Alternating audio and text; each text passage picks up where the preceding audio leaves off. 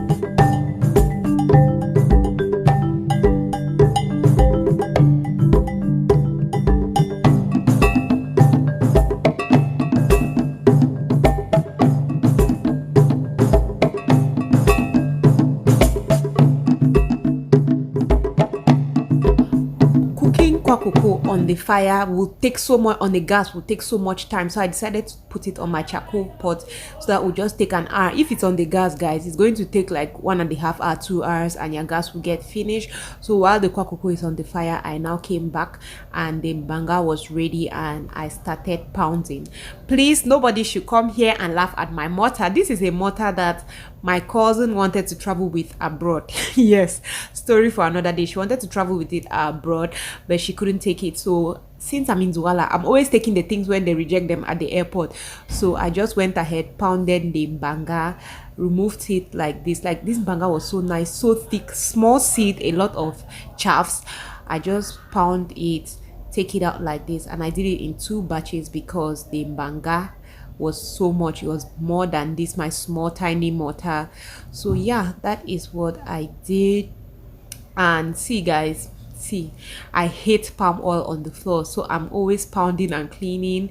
This is me pounding. My kids came at some point and they're like, Mommy Asha, can we help you? I was like, if it was okra, yes, but mbanga, no, it's going to dirty the whole house. Hey guys, so one of those things that I always do when I'm making Kwacoco and Mbanga soup is that I'm constantly cleaning. As I do anything, I clean, because yes, mbanga is what red oil is made of, and you know how places are when you're cooking in mbanga. So when you're cooking with red oil, like, it gets sticky, especially when you're washing and pounding and all that. So as I finish with one thing that has the oil, I'm cleaning.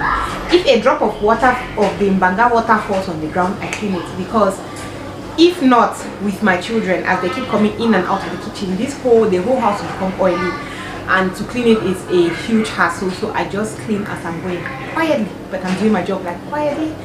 And yeah, so right now I'm done with the mortar. I just want to wash the mortar and the pestle and keep to be getting dry outside. Then I come now for the real washing of the mbanga. So like I just said, I went ahead to wash my mortar, my pestle. I can't be bothered, like I don't want the stress. I just did it. And guys, who hates this feeling of palm oil on their bodies like me? Generally, I hate the feeling of oil, but palm oil, the one for palm oil, is exceptional. So how I wash my mbanga is I just pour in lukewarm water that I've boiled in the kettle, and I just mash it like that with my hands. After smashing it really well, I now turn it into my sieve for it to just drain, because you don't want the chaffs in the soup. It'll just make it taste horrible. But this my sieve, the sieve is so old, like it's about time I get a new one. The holes were all clogged. Nothing could pass. I was just like, what is this? It was really stressful for me to do it, but with the help of our almighty God, it went through. Like, I made the meal finally. So guys, this is the issue in mbanga soup. That's why you saw me vigorously cleaning each second. Okay, look at that. So here we have a sieved mbanga, and in here we have the chops. So I'm going to go ahead, put the mbanga on the fire, and just clean this environment before the kids come in.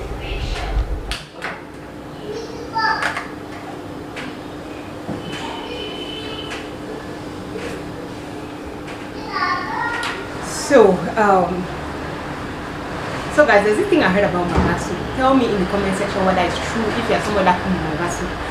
So it was one of my cousin's friends who taught me how to do mbanga soup. She was from Kwacoco, and she told me that they never cover the pot when cooking mbanga soup. So I'll just leave the pot open like this.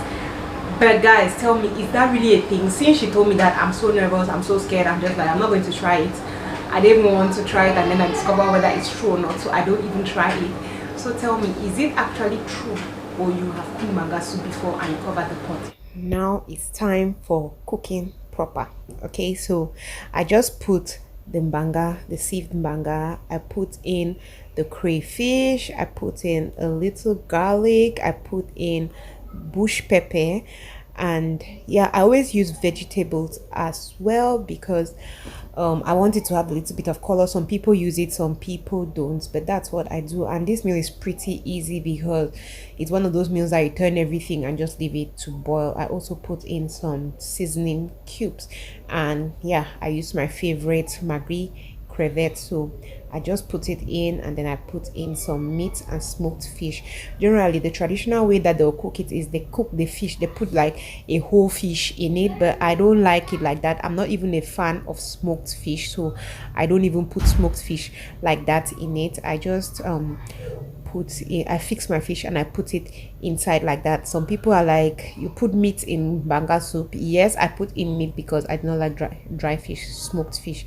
So this is our pot after a couple of minutes, and it's showing that the food is getting ready. So I just put in my vegetables. So after this, the food is basically ready. So there are two ways people eat this. You either cut the kwacoco and mix it inside, or you eat it like this, but I prefer eating it like this. My kids didn't like it like this, so next time I'll definitely be mixing it. Whew. Okay guys, so my lunch is here and it's time to eat. You know that I have a problem talking and eating, but I wanted to talk about something, so I think I should just try. Okay, so what do I want to talk about, guys? This food tastes good, so good.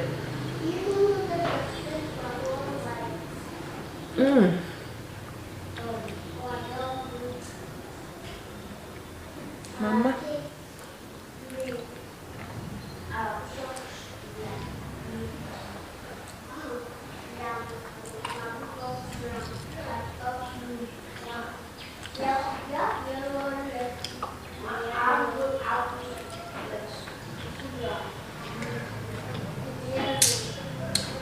Oh, guys.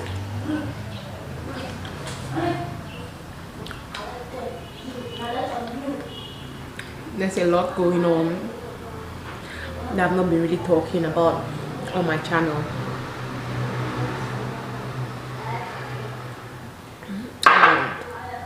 Honestly, I don't think I'm going to talk about it on my channel, at least not till I'm ready. But there's a lot of life updates going on. A whole lot of things have changed. Like, I feel like there's some people, when I'll be telling them on this channel what has actually been going on and what has actually been happening, like what has actually been going on all through this while, they'll be like, ha, Kenna, ha. But yeah,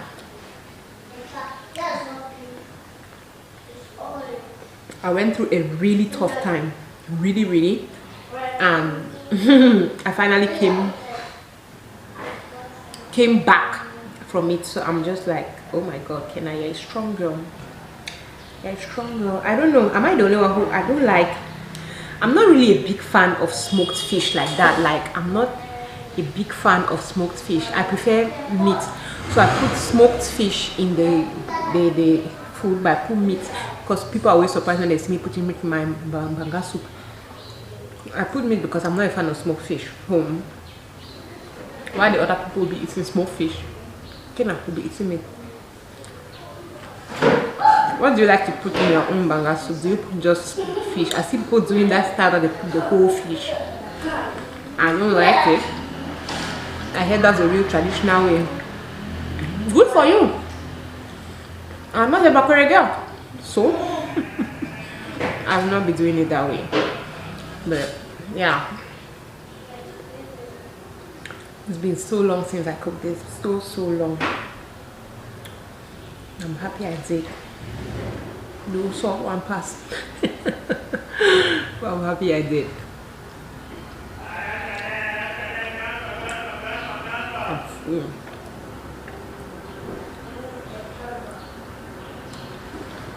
I have to be going somewhere by 3. It's 10 minutes to 3. Let me finish eating and start prepping to go.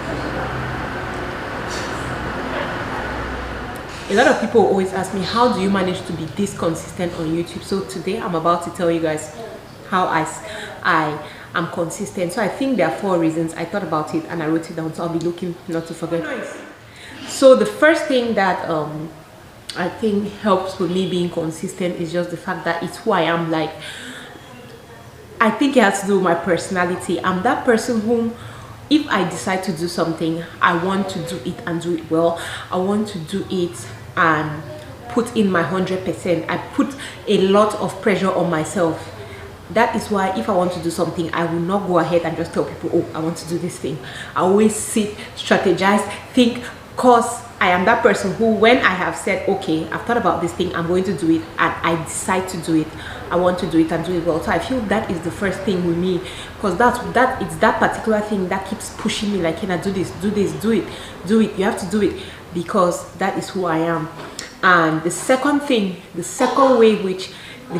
that helps me to be consistent is just the fact that I am a planner. I'm sure I've said that a lot on my channel. I am a planner. I like to plan. I don't like to just leave things to happen. I don't like things to be done last minute. Like, no, I don't like that pressure. So I like to plan ahead of time. So that helps me a lot, because if you see me now on my YouTube booklet, I have a million ideas put there. I have my sit down videos. I have some, if an idea just comes, I put it down on my phone, and then with time I'm going to expatiate on it. Is that with time I'm going to add the points and all that, you see. So that's just it. I plan a lot, so I plan ahead of time. Like, now I can happily say that I have videos covered. Today is Friday. I have videos covered till after next week, so I have like 6 videos already ready, you get. So that's another thing, the fact that I plan a lot. And then the third thing is that I don't put my videos, is it in real time, how they call it, like this video that you're watching now, I shot it probably yesterday, no, why I'm shooting it today and I'm putting it out today. I hardly do that because it's stressful. It's true that there are some times now and then when I get lazy and my videos get finished that I don't have backup. Okay, I could do that, but it's not something I do all the time. I always film ahead of time. Like, the videos that you're watching now, if you're watching this video now, it's like 1 week later, 1.5 weeks later. So that's how I do it, because it's easier for me that way. And yeah, when you do that, I've already put, like I said, now I already have 6 videos, so I know I'm already covered. Anything that I'm shooting from today, I know that it's for the other week, you get. So that's something that helps me a lot. And then the last but not the least is I am committed. Like, when I decide, I don't know, it's almost like the first thing. When I decide that I want to do this thing, I do it. And like I said, I will not go out there and tell you, oh, this is what I'm going to do, this. I see some people on their channels that are like, I shoot videos on Monday, Friday, this. If you have been following me, you know that I mostly put videos out on Mondays, I put on Wednesdays, I put on Fridays, and some Sundays.